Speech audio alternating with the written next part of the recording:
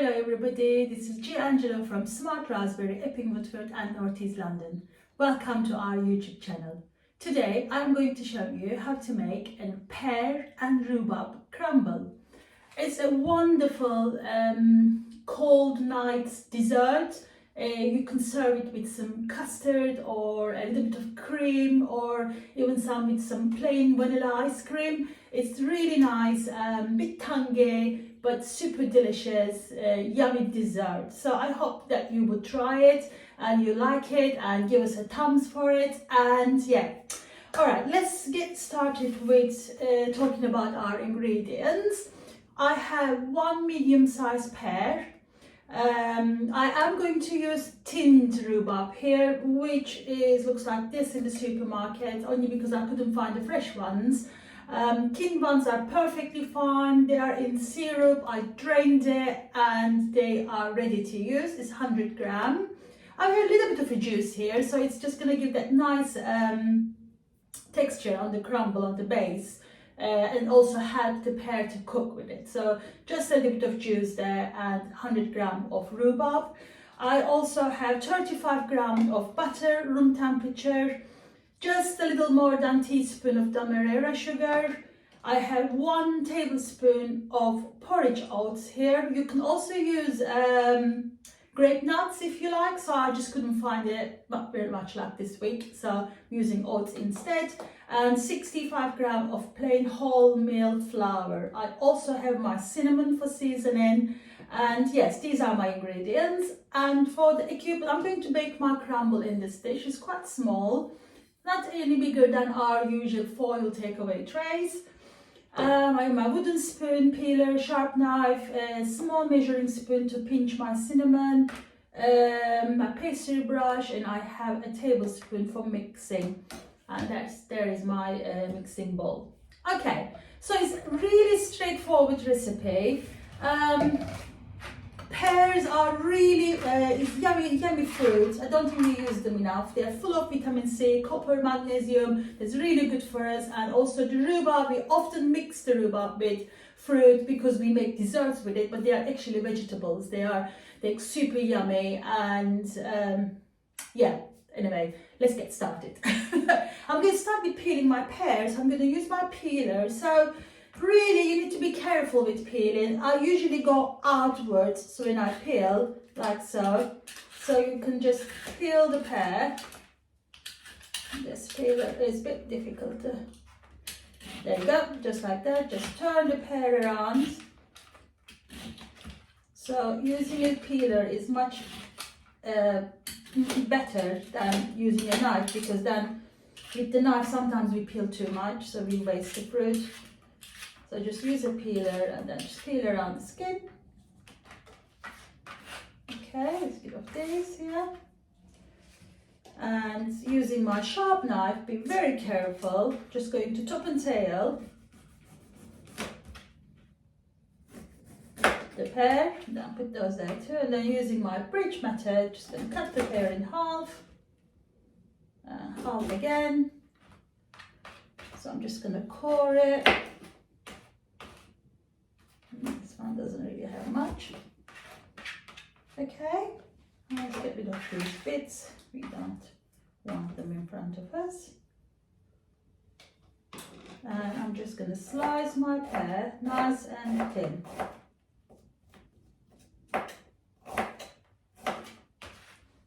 All of it. And then this one. Just a bit of skin there, get rid of that. So like I said, pears are full of vitamin C, copper and potassium. Copper is really important for our immune system and nerve function. So there it is. It's a wonderful mineral. Just before we carry on, actually, I'm just gonna use my pastry brush, a little bit of butter, and just butter the base of my baking dish, like so. And I put the pear in.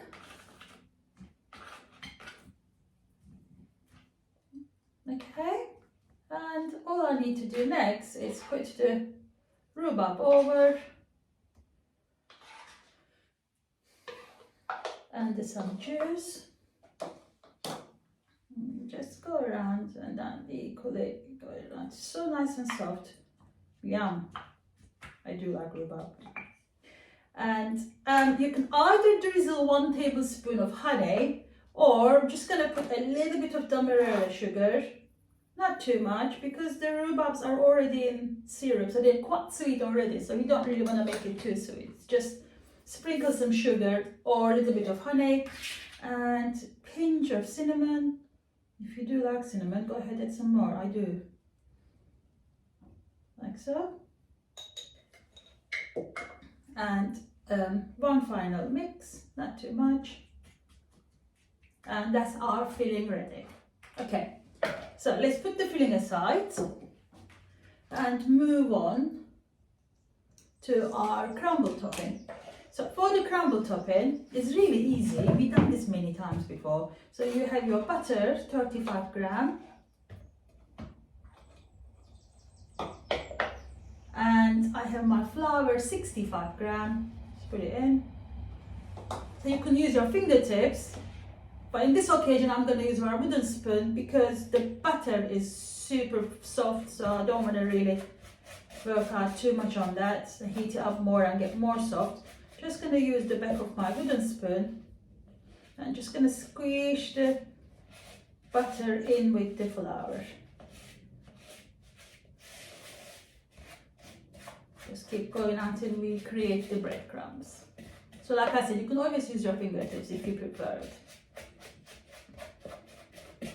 Okay, here is some facts about rhubarb. Rhubarb is a good source of fiber and helps to keep our digestive system healthy and working properly. So yes, they are full of fiber and help our digestion. So the rhubarbs are super healthy.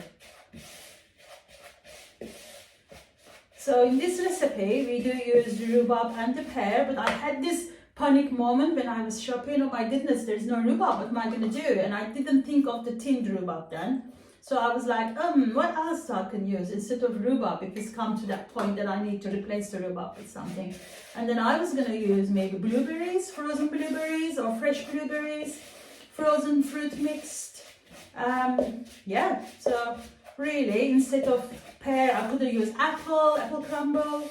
So yes, there are lots of different fruit combinations we could use in this recipe. There you go. As you see, look, I now created breadcrumbs with butter and flour only. Just gonna add 1 teaspoon of demerara sugar, 1 tablespoon of oats or grape-nuts, and another pinch of cinnamon. Maybe a bit more than a pinch, but yeah, there it is. I add that and just gonna give it another mix. And all I need to do next is to pour this over my fruit mixture. So just like that, spoon by spoon. You do want some big pieces of butter in here, so when it's melted while it's cooking, just give that yummy buttery flavor to our crumble. All right, that's it. I do like to have more crumble than the fruit mix. It's a bit naughty, but yum. So if you are allowed, or if you don't have any allergies, you can always put some crushed walnuts or hazelnuts over this. Just separate the crumble a little bit. Don't tuck it though, just leave it loosely, okay? There's some butter stuck on the wooden spoon. Let's put those into. Okay, and here it is. It's ready to go in the oven. My pear and rhubarb crumble. So the oven temperature is 160 fan, 180 conventional, gas mark 4, and it takes around 30 minutes to cook properly. So you really want a nice golden color on the top. So around 30 minutes, 35 minutes. Just make sure that you keep an eye on the oven. 160 fan, 180 conventional, gas mark 4 for around 30 minutes. All right, so what you think? Give us a thumbs up, please. please do not forget to subscribe because we have different recipes every week. These are the recipes we do our after school clubs. These are the recipes our children will be making after school club activities this week.